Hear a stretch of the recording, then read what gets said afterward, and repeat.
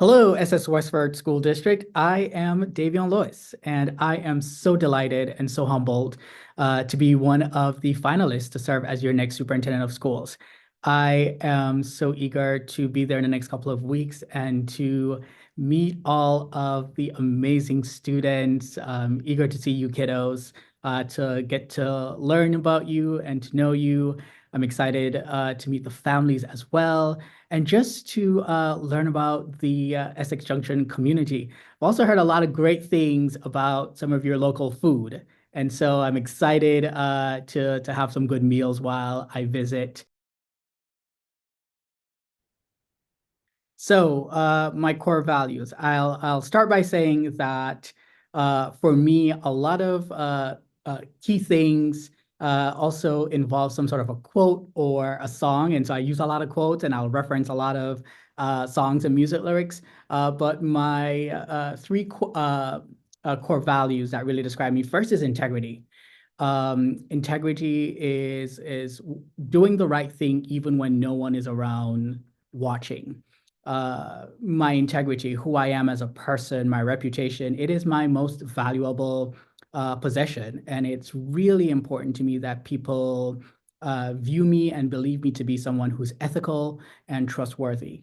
Um, and as a part of that, I strive to be transparent.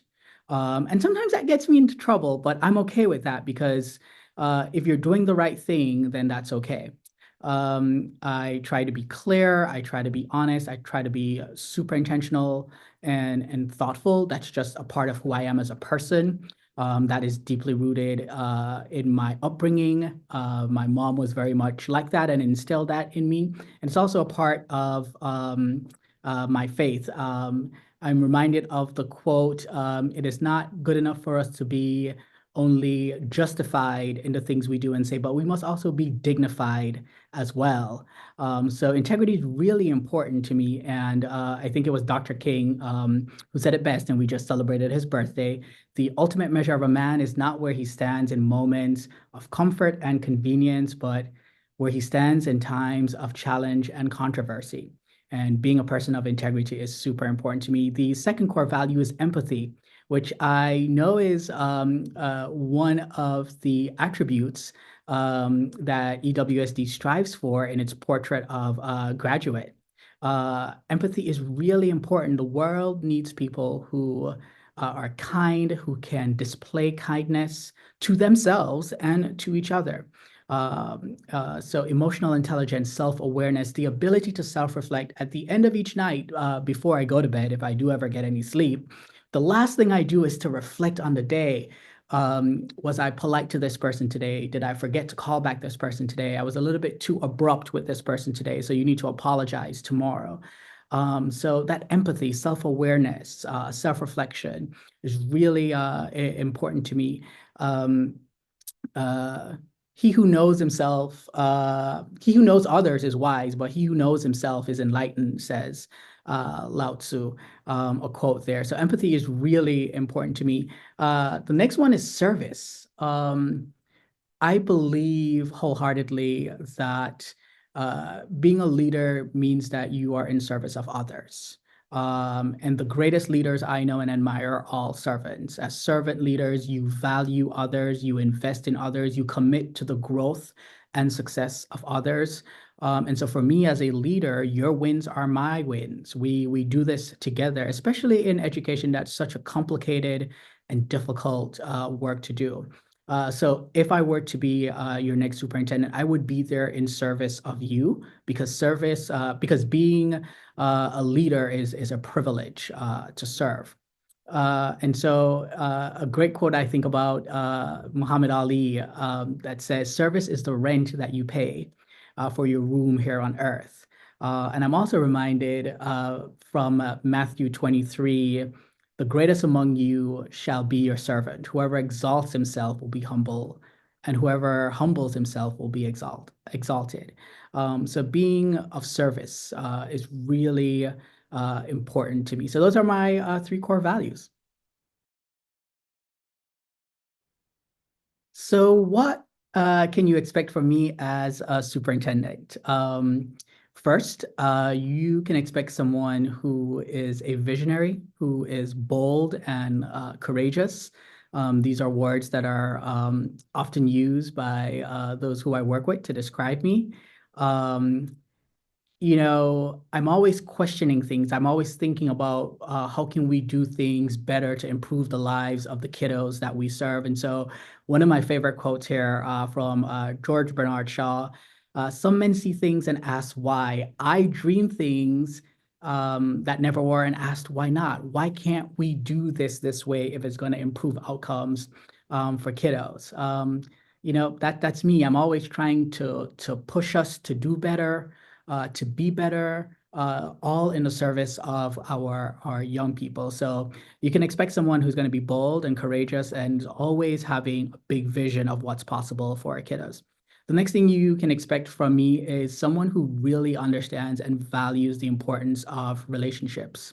At the core of our work is human connections, right? And improving the human condition.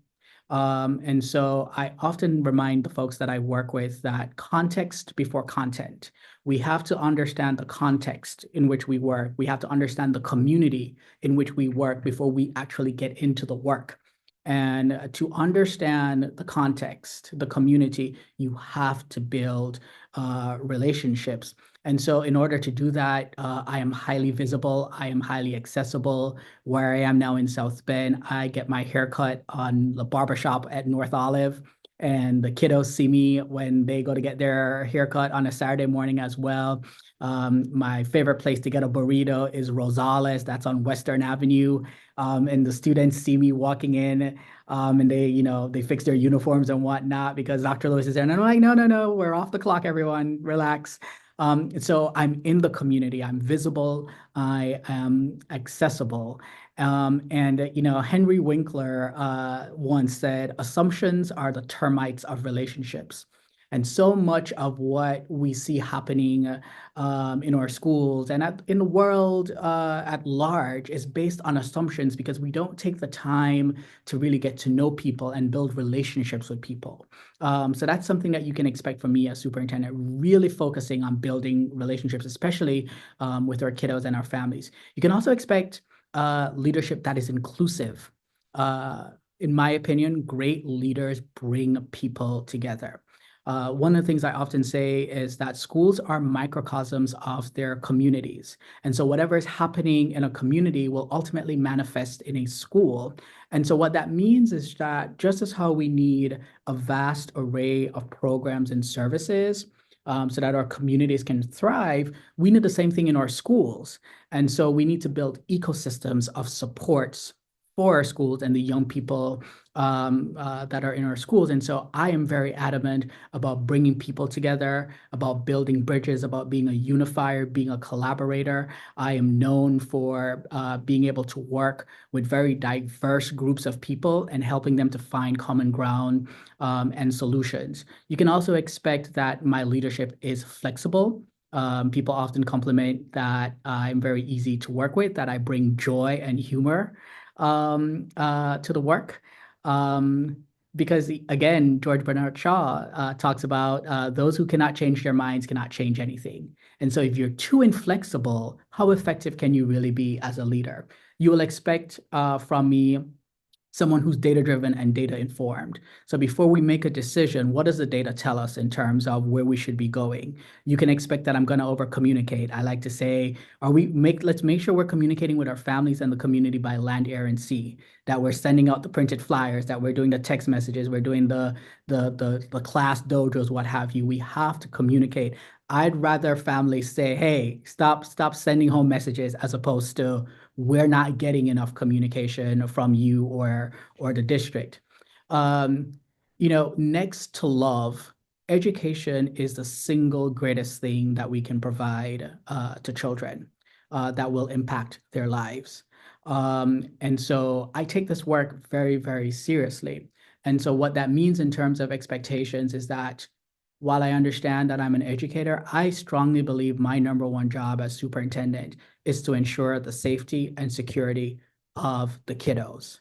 I need to make sure that every single day each and every little one of our students, they return home safely to their families, that our staff members return home safely to their families.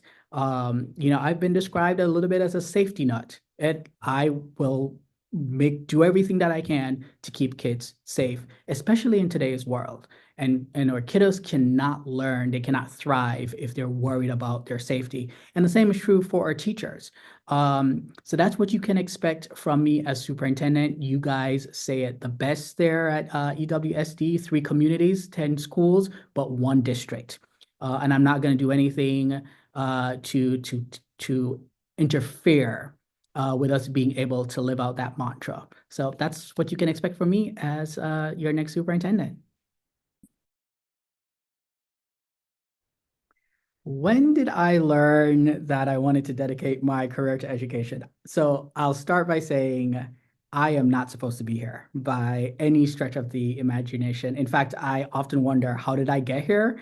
Especially because of my background. And I'm eager to share more about my background with you all when I am there the week of February 11th. But I am an example of what's possible with a great education, and also all the things that are right and wonderful and beautiful about America. Um, yes, I have worked really hard to get where I am right now, but if I'm being honest, a big part of me being in educational leadership is the result of some amazing people along the way who saw things in me that I didn't see in myself, who took the time out to mentor me, who took the time out to give me some constructive feedback, even in the moment. I didn't want the feedback, but they gave it to me. People who pushed me to think beyond my own limitations. And certainly, there was some luck as well. But I got into education by accident. But once I got in and I discovered the impact that I could have on children, both in real time, but also in the future, I discovered my purpose. It's just that simple. And I think about, to this day, Miss Ford.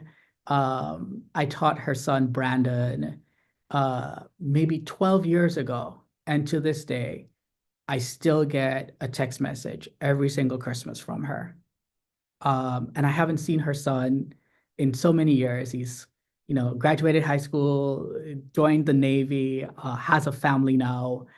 But knowing that you can impact the lives of children and their families, and in turn, the wider community, it's an amazing feeling. And it's through that I have um, discovered my purpose, and goes back to my core values of being in service. On my worst days now, I don't go to the office. I go to a school building and hang out with the kids. It keeps me grounded. It reminds me of why I do the work. And I'm not saying anytime I'm in a building it's because I'm having a bad day at the office, but you know, sometimes I just have to get back. And we'll even step in and do a guest teach as a for a lesson, just being back with the kids. Right now, even as assistant superintendent, I tutor at one of our elementary schools called Quillard Elementary. Every single Thursday, I'm tutoring with one of our university partners, Notre Dame. And it's just a joy to be back, even if it's just for 2 hours tutoring students. So I got in by accident, but once I got in, I got hooked. And this is it. This is how I'll spend the rest of my life. And that will be, for me, a blessing and a wonderful thing. And I hope to be able to continue to have the same level of joy and success as your next superintendent. So I'll start by saying that the voice of our students, our parents, or community stakeholders, that's the most important voice in a district. This isn't about me. I am simply a steward, right? No superintendent it's not an appointment for life. I view the role or the opportunity as a relay race. I am given the baton. I run my leg of the race as fast as I can for as long as I can, and then I pass the baton to the next person. So this isn't about me. Um, and one of the things I know to be true, having lived in 3 different countries and now 6 or 7 different states, I've lost track, is that no matter where you are, all parents want the same things for their children. They all have the same dreams and aspirations for their kiddos. So with that in mind, our parents and our students, they have the most important voice in the district. And our teachers as well, because they're the ones on the front lines in front of the kiddos every single day, making the tough decisions, right? Um, I believe that great leaders do with people as opposed to doing to people. And that's the kind of leadership that I subscribe to. Because one of the things we know to be true is that people support the things that they help to build and create. And so I don't believe in top-down decision making. And that's a part of the reason that top-down decision making doesn't really work as successfully as many leaders would like, because you don't have the support at the ground level. So I will do with you because I strongly believe that you are more likely to support the initiatives of the district if you are part of that decision-making process. I understand the importance in distinguishing the difference between consensus and agreement. We're not always going to agree. That is not humanly possible, but we can find consensus. And it's where we find consensus is what I will prioritize and move us forward. Many folks in leadership think that being a leader means that you have all the answers and that you have the right answers. I don't subscribe to that. I believe that leadership is more about asking the right questions. And ultimately, you are the ones with the answers. This is your community. I will be coming in as an outsider. And so it'll be my job to engage you all, to ask the right questions, and then based on the things that you surface, as the leader, help to put that together and then chart a path forward that we can all collectively get behind. And to make that possible as the leader, I also need to ensure that I'm identifying and eliminating the barriers to you all engaging with me and being able to communicate all the great ideas that you all have. The last thing I will say to this question is you guys can expect to work. I'm going to put you to work. I'm going to be transparent about that. I'm going to ask for your help. I'm going to ask you to sit on committees. I'm going to ask you all to serve as cheerleaders, as community ambassadors for various programs. I'm going to ask for your input. So when you get that automated call that says, please complete the survey, don't hang up the phone. When you get the text message or the email saying, please show up to this meeting, please come, because I need your input. I need your help. The last thing that I will say to this question, again, in me putting you all to work, is I'm going to ask that you all hold me accountable. I work for you all. And the job requires shared decision-making and shared responsibility. So you all need to hold me accountable to the things that I've said I'm going to do and the things that we've collectively agreed to do. One of the things I am very, very big on in terms of my leadership is measuring the difference between intent and impact. We can intend to do these great things, but if the impact is not as good, then we need to resolve some things. And you all, as students, as staff, as parents, as community members, are the ones that are on the receiving end of all the things we intend to do. So you all need to share with me how it's impacting you on a daily basis, both good and bad. So I'm going to put you to work. I understand what my role is very well. And I view you all as a part of the collective body in leading the district.